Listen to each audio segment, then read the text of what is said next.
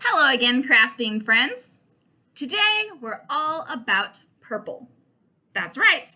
We're going to be doing some crafting in purple because we are featuring the story of Paul and Lydia, this lady who lived in Philippi and became a Christian right away when Paul told her about Jesus, and then told her family and others about Jesus and was actually foundational in that early church. So we're spreading the good news that we can spread the good news. And we're celebrating how God can start with just one or two people and can share and spread the gospel to others. But we're also talking about purple because Lydia was someone who made things with purple. She made purple clothing, which was a big deal in those days and would be used for people who had a lot of money because it took a lot of effort to make this purple dye. Well, we happen to have things that are already purple, but we're going to celebrate the effort that it took. We're going to start off with making a little shell of sorts to remember that it's important to tell others about Jesus. So we're going to play on a couple of things. We're going to play on the fact that this purple dye would come from shells, from these animals in shells, and we're going to also play on the term shellfish, as in selfish, as in don't be selfish. You'll see in just a minute. So we're going to start out with some paper plates and a cat. Yes, hello. And we're going to be using these paper plates to make our little clamshell. And then inside of the clamshell, we're going to have a cross to remember to tell others about Jesus. So we're going to go ahead and eliminate the cat.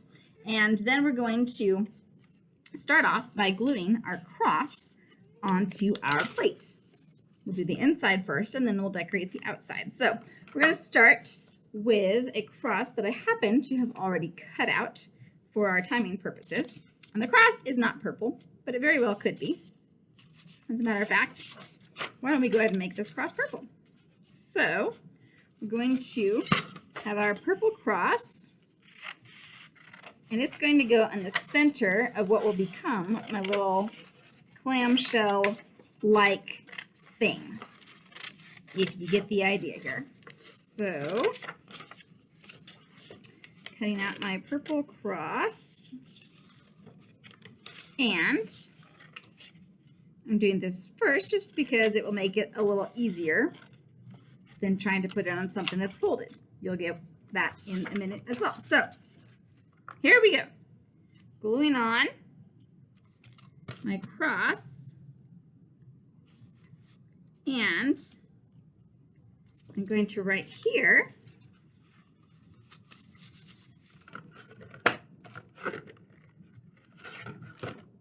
tell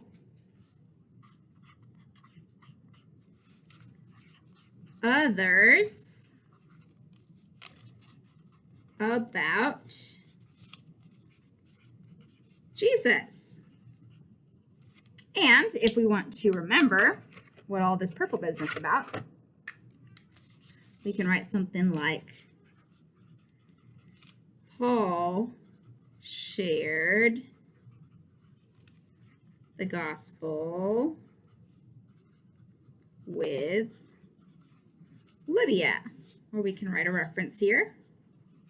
We're looking at Acts 16, something like that. Now, here's the fun part.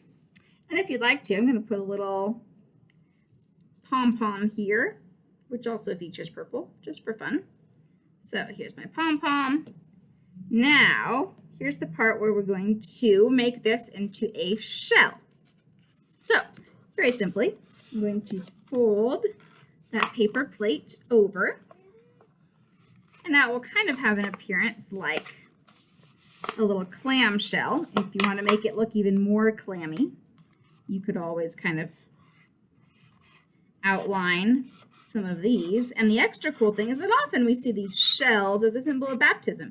Lydia and her family were baptized. So we've got all kinds of fun stuff going on here. Now, if you also want to have even more fun with this, you could make this a three-dimensional kind of a deal.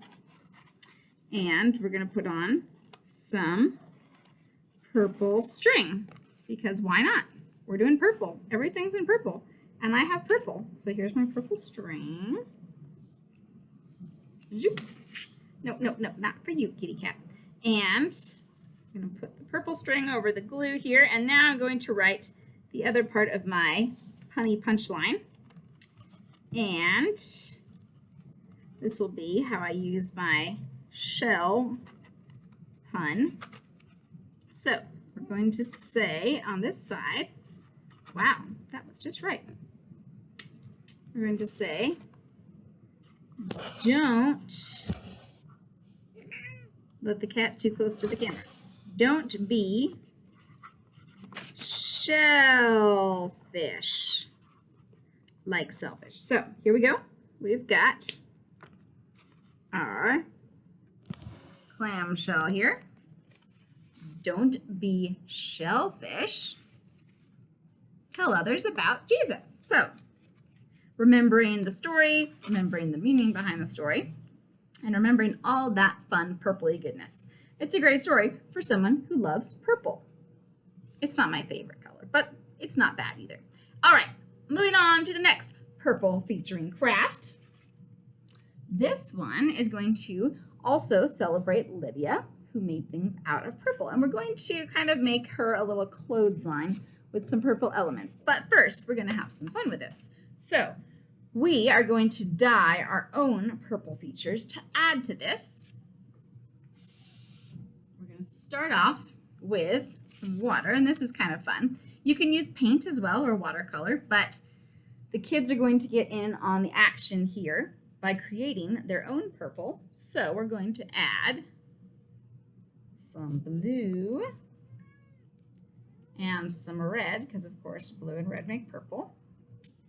And we're going to let that, ooh, there's a lot of, see, a little goes a long way.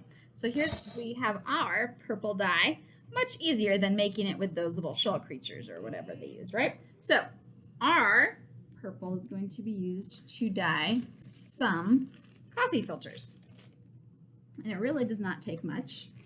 You can actually, you can drop it or you can just dip the coffee filter in there. And then it should wind up making the whole thing purple. You can even do this with a straw or a toothpick or something to give you a hand. I'm looking for some stirring device. This will do. So once you've got